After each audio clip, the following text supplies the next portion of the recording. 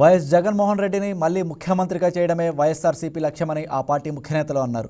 YS Jagan నాయకత్వంలోనే రాష్ట్రానికి నిజమైన అభివృద్ధి సంక్షేమం సాధ్యమని మాజీ మంత్రులు తెలిపారు. నెల్లూరు జిల్లా ఆత్మకూరులో మాజీ ఎమ్మెల్యే మేకపాటి విక్రమరెడ్డి ఆధ్వర్యంలో ఆత్మకూరు నియోజకవర్గానికి సంబంధించి సంస్థాగత కమిటీని ఏర్పాటు చేశారు. ఈ కార్యక్రమంలో మాజీ మంత్రి కాకాని, మాజీ ఎంపీ గురుమూర్తి పాల్గొన్నారు. గ్రామాల్లో కమిటీలను ఏర్పరచడం ద్వారా పార్టీ మరింత బలోపేతం అవుతుందని వైసీపీ నేతలు అన్నారు.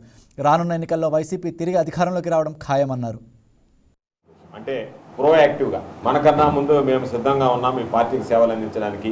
కష్టకాలంలో ఉన్నప్పుడు వైఎస్ఆర్ కాంగ్రెస్ పార్టీ జెండాను ముజాను వేసుకుని పోయడానికి మేము సిద్ధంగా ఉన్నామని చెప్పి ఈరోజు మాట్లాడడం అనేటువంటిది స్వాగతించాల్సిన విషయం. ఎందుకు ఈ మాట చెప్తున్నామంటే బహుశా అందరికీ గుర్తు ఉండే ఉంటుంది. వైఎస్ఆర్ కాంగ్రెస్ పార్టీ అధికారంలోకి వచ్చిన తర్వాత, తెలుగుదేశం పార్టీ అధికారం కోల్పోయిన తర్వాత 3 సంవత్సరాల కాలం అయితే తెలుగుదేశం పార్టీకి సంబంధించినటువంటి నాయకులు ఎక్కడా పత్తా లేకుండా వెళ్ళిపోయారు.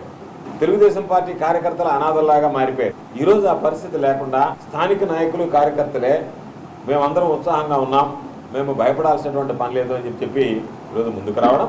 ఏ రోజైతే వైఎస్ఆర్ కాంగ్రెస్ పార్టీ శ్రేణులు ఉత్సాహంగా ఉన్నాయో ఆ రోజు నుంచే చంద్రబాబు కొడుకు లోకేష్ ఇద్దరు రెడ్ బుక్ రాజ్యాంగం పేరుతో ఏ విధంగా కేసులు బనాయించాలి, ఏ విధంగా హింసించాలనేటువంటి దానికి ఈరోజు తెరతీయడం జరిగింది. బహుశా నాకు తెలిసి ఈ వ్యవస్థ ఈ ఆంధ్ర రాష్ట్రంలో ఎన్నడూ చూసి ఉన్నాం. పరిష్కారం కోసం గౌరవనీయులు వైఎస్ జగన్మోహన్ రెడ్డి గారు ప్రతిష్టాత్మకంగా ఈ ప్రాంతానికి అన్ని సస్యశ్యామలు చేయాలని ఉద్దేశం చేసినటువంటి ప్రాజెక్ట్ని ఈరోజు వాళ్ళ స్వార్థ రాజకీయాల కోసం ఈరోజు దాన్ని నిలుపుదల చేయడం, అది రేవంత్ రెడ్డి గారి అసెంబ్లీలో చెప్పడం మనందరం చూసాం.